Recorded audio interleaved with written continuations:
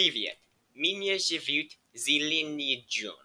Добро пожаловать на курс истории разбился. Today, we will be covering the Cold War, specifically the silent intelligence struggle between the Soviet Комитет Государственной Безопасности, or the KGB, and its American counterpart, the Central Intelligence Agency, CIA. Now, I'm sure you've heard of the KGB, as it is now considered one of, if not the greatest spy agency ever. And yes, that includes the Mongols. But what was the KGB? And what prideful moments cameth before the fall?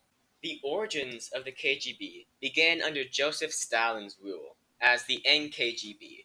The KGB was officially formed on March 13th, 1954, under Nikita Khrushchev.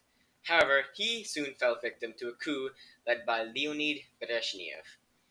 In the following years, the KGB was embroiled in a silent struggle with the American CIA, one whose victor is still discussed today. The two agencies each had their own victory, but the KGB came into the war with a marked advantage when it came to both experience and skill in the realm of spycraft. Let's go to the sphere of thinking. The greatest Soviet intelligence feat actually happened before the KGB existed.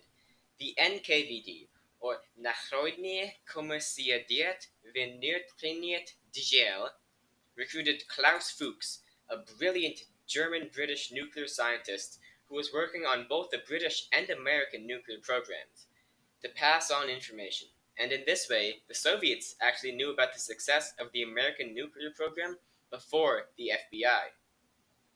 The KGB itself was very successful in spycraft from its conception until the collapse of the Soviet Union, despite a severe monetary and technological disadvantage. Other notable KGB members include Russian President Vladimir Putin, Putin, as well as Soviet General Oleg Pankovsky, codenamed Hero, who later became one of the United States' most valuable assets before his unfortunate execution in 1963. Thanks, Sphere. So, what happened to the KGB? Well, it was dissolved in December of 1991, 1 month after the fall of the Berlin Wall and 22 days before Gorbachev's resignation and the dissolution of the Soviet Union.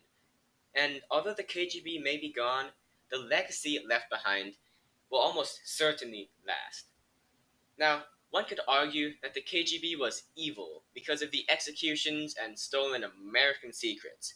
But in order to judge the KGB, we would have to overlook a slew of CIA assassinations, coups, and foreign overthrows, many of which came back to bite us in later years.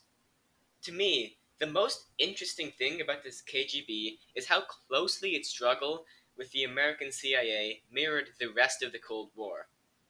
The CIA had a huge advantage when it came to funding and technological advances, with the Soviets always one step behind when it came to the newest gadgets. But where the KGB really shone was its uncanny ability to infiltrate governments and countries on all levels, from the Assistant Secretary of the Treasury all the way down to the cute French family living next door, ready to pass on some good old American secrets at any moment. And here's a libertage, just because I downloaded it, and because This is America.